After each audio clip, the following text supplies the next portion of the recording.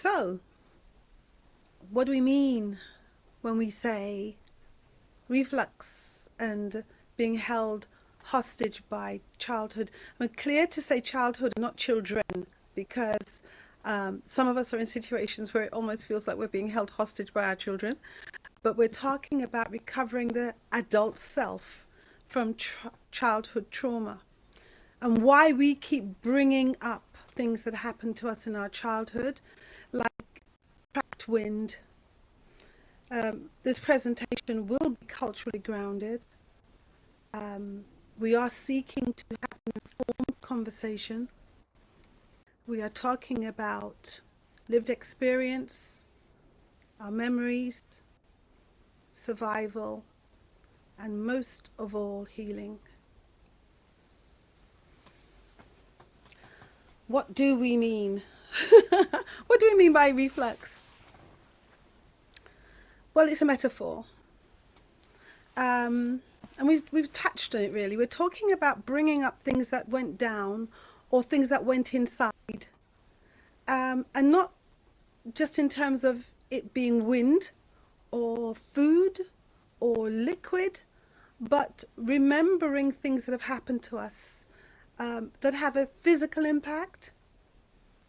And you could feel it perhaps as you become anxious or tense, you get headaches or some other reaction.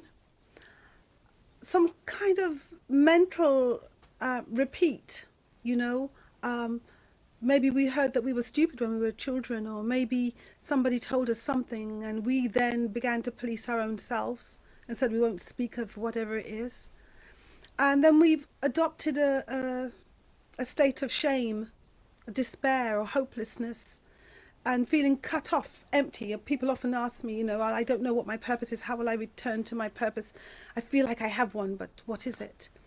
So this reflux can interfere with our relationships in whatever spaces we're in, and how we interact with each other, and even how we parent.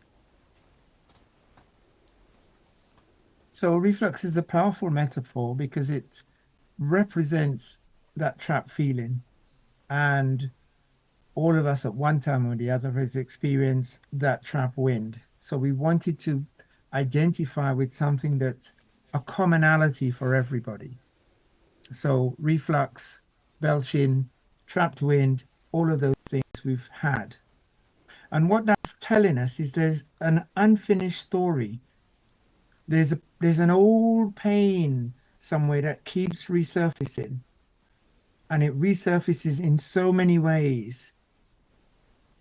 And we might have got to 20, 30, 40, 50, 70, 80 years old, and yet this thing keeps recurring.